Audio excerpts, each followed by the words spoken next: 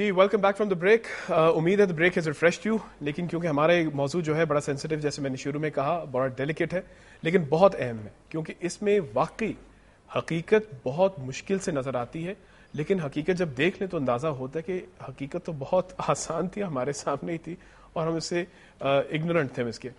خیر ڈاکٹر صاحب، مسلمان اور غیر مسلمان کے رشتے میں ہم اور بھی چیزیں نکل آتی ہیں. ایک کانسیپٹ جو آپ نے یہ کہا کہ سب کچھ جائز بھی ہے، جیسے نکاح بھی جائز ہے، تو پھر آبویسلی بات بنتی یہی ہے کہ کوئی نہ کوئی اسپیسیفک کیس ہوگا جس کو غلط کوٹ کیا گیا قرآن شریف میں.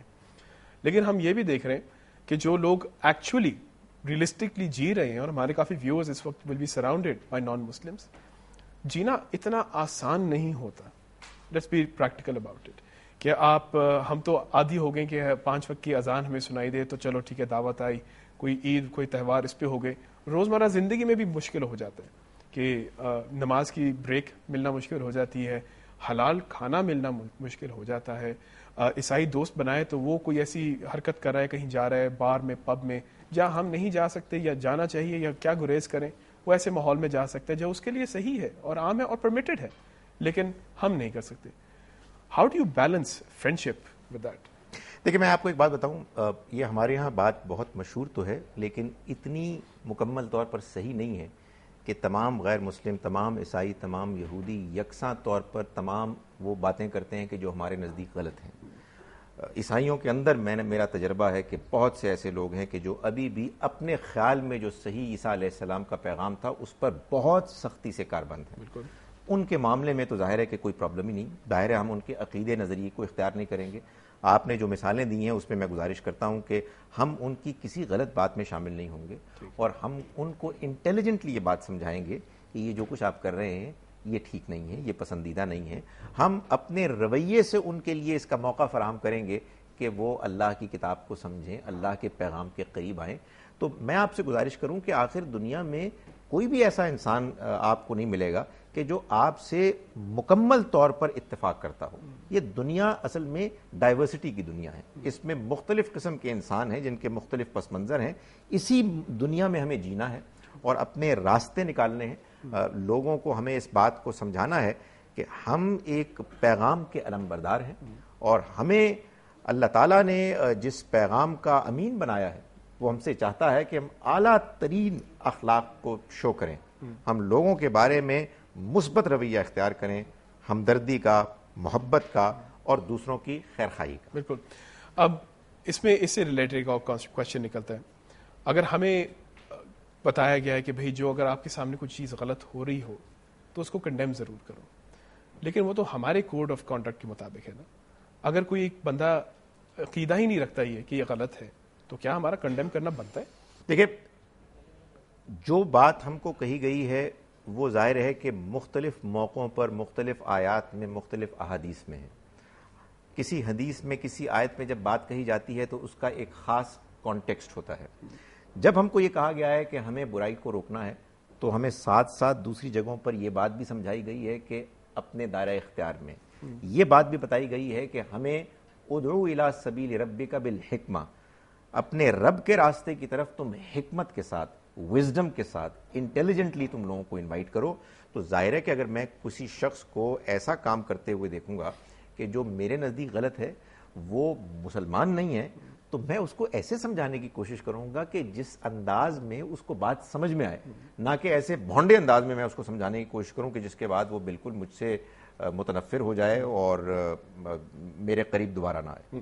ڈاکٹر صاحب، غیر مسلمانوں میں ایک بہت سارا ایسا طبقہ ہے جو خدا میں یقین ہی نہیں رکھتا، خدا کے ہونے میں یقین نہیں رکھتا، یا پھر ابھی فیصلہ نہیں کر پایا انہوں نے کہ ہے خدا کے نہیں ہے. اس کے لیے ہمارے مسلمانوں کے لیے پھر کیا حکمت؟ دیکھیے یہ بھی اب بڑی دلچسپ بات ہے. ہمارا عقیدہ ہے کہ اس کائنات کا بنانے والا ایک خدا اللہ ہے، وہی ہے کہ جو اس کائنات کو بنانے والا بھی ہے، وہی ہے کہ جو اس کو چلانے والا بھی ہے. یہ عقیدہ کیا ہے؟ کیا ہم نے اس کو مانا ہے محض اس وجہ سے کہ ہمارے والدین نے ہم کو یہ بتایا ہے، یا ہم نے قرآن کو پڑھ کر اس کو سمجھا ہے؟ یہ ہمارے ضمیر کا حصہ بن گیا ہے، ہماری فطرت اس پر مطمئن ہوتی ہے، ہماری عقل اس کو سمجھتی ہے.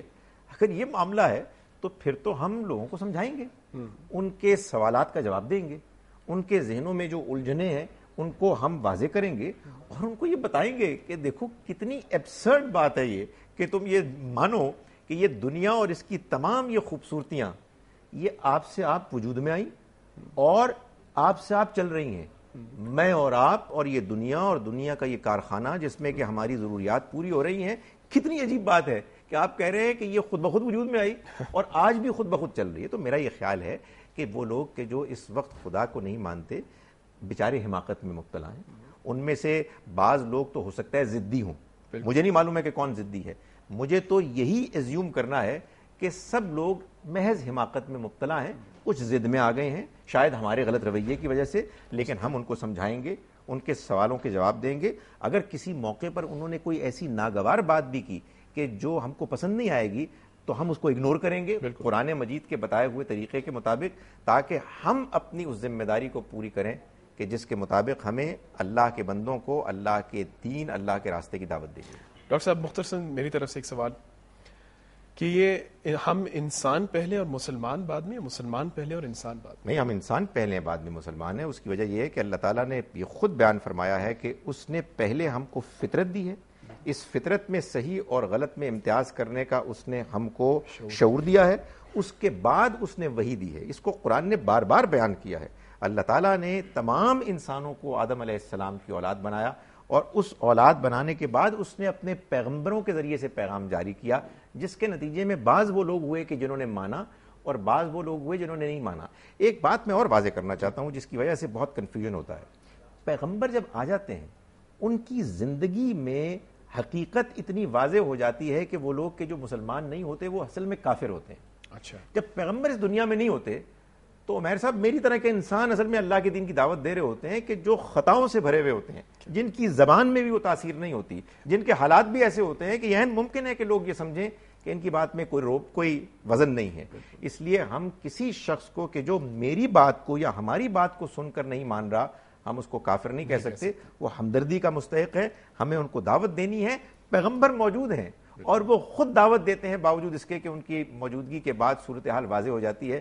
تو میرا اور آپ کا کیا شعور ہے؟ Let's take a little break over here.